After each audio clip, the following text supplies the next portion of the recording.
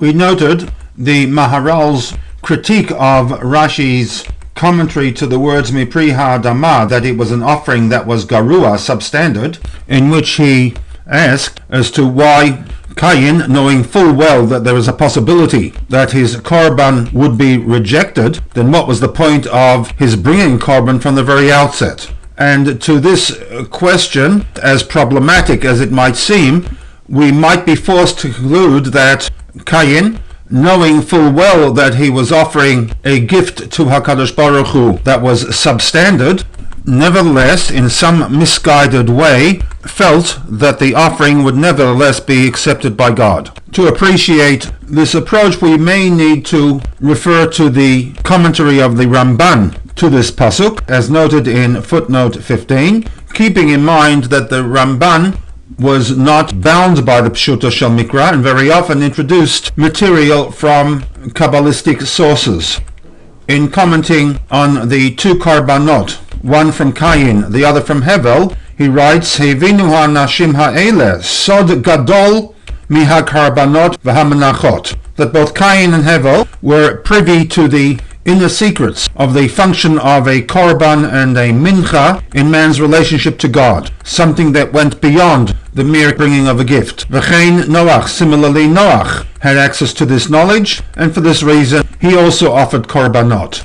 Upon leaving the Teva, the ark, V'Rabbateinu Amru, the Ramban goes on to quote from the Gemara in Avodah Zarah, that although not specifically mentioned by the text, Shagam Adam Harishon Hikriv Shor Par, that Adam Harishon also developed a communication and an interaction with God with the bringing of an animal sacrifice.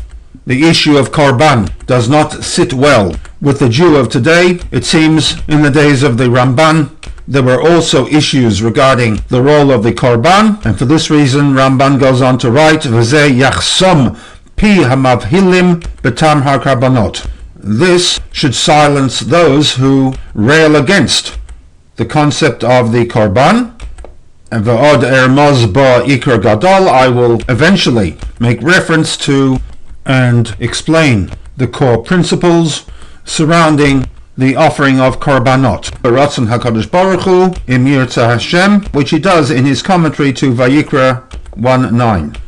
Returning back to the Rashi and applying this added dimension with respect to Cain's korban, the Rebbe goes on to restructure the Rashi, that from the very outset Cain brought a mincha lahashem, an offering to God, that was mipri ha'adama, and Rashi's observation, possibly still in response to the fact that it was not accepted by God and led to the death of Hevel, this was an offering that was substandard. It was garua.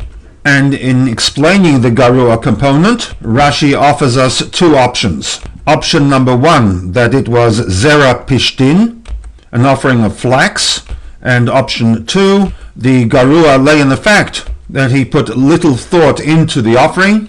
Whatever happened to be available is what Cain brought as his korban. In doing so, we have moved from the division of Rashi as originally presented, namely option 1, garua, for which he quotes a medrash tanchuma that it was flax, the second option being whatever was available, but not necessarily garua, for which we ask that if that be the case, why was it rejected? And this has been replaced with the definition of mipri ha'adama as min ha'garua, it was substandard. Option 1 in explaining why it was garua is that it came from flax, and option 2 for it being a korban that was garua is that it lacked focus. He gave whatever was available to him at the time. Both option 1 and option 2 modify the garua component of Cain's korban.